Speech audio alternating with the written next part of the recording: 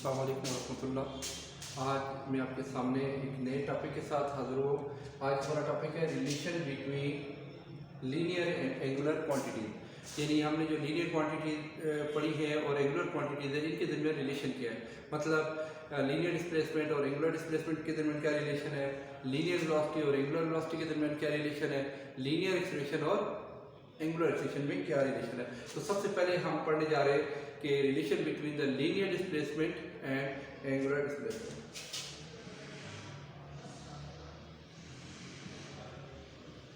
Relation between linear and linear displacement,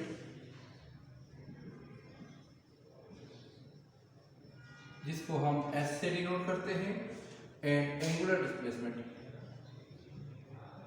angular displacement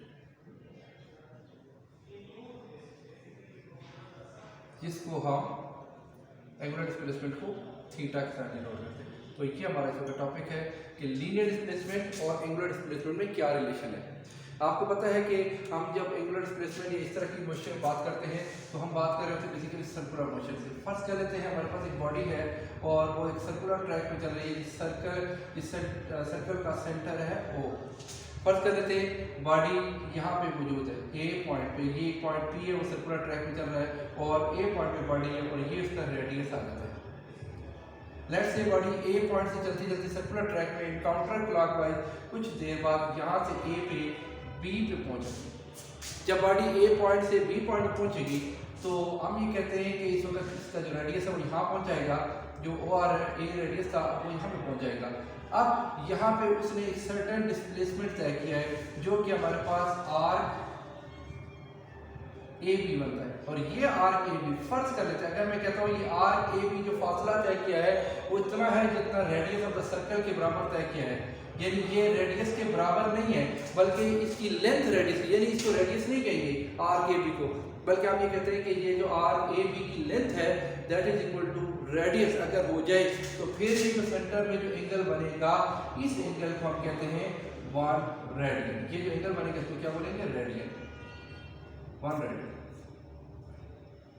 लेकिन अगर ये arc AB for example body A से B पे नहीं पहुंची बल्कि बॉडी A से D पे पहुंची हुई है, A से B पे नहीं गई बल्कि यहाँ पे बॉडी A से D पे आई हुई है, यहाँ तक आई है।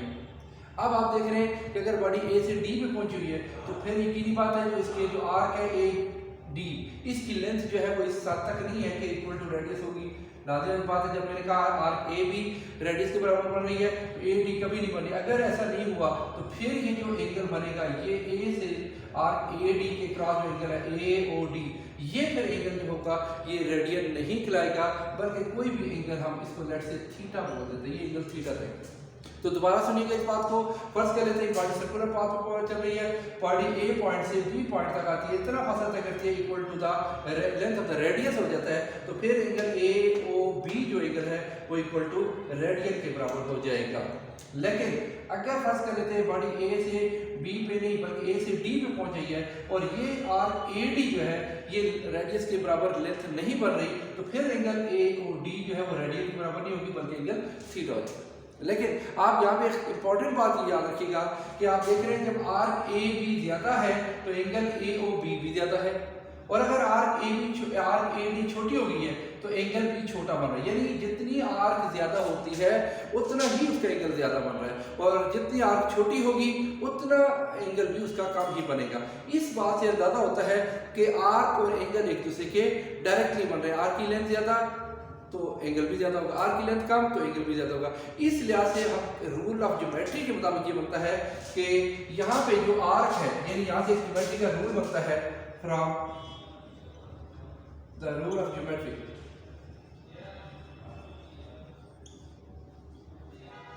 ज्योमेट्री का एक रूल है, वो क्या कहता है कि अगर इस तरीके से आर्क की लेंथ को बढ़ा रहे हैं तो एंगल बढ़ता जा रहा है, आर्क की लेंथ को कम कर रहे हैं तो एंगल कम होता जा रहा है। इसका मतलब है इन दोनों आर्क के दरमियान की जो रेशियो है वो इन दोनों के एंगल्स के रेशियो के बराबर आती है। तो मतलब मैं लिख सकता हूं arc AB divided by arc AD बराबर होगा arc A B divide by arc A D बराबर होगा किसके, आर्क ए बी की दफा जो एंगल था वो एंगल ए ओ बी था, angle A O B divide by angle A O D. Arc A D की दफा जो एंगल था वो नीचे लिखिएगा क्योंकि उसकी आर्क नीचे लिखी हुई है और इसी तरीके से अब आप इसकी वैल्यू पुट करें।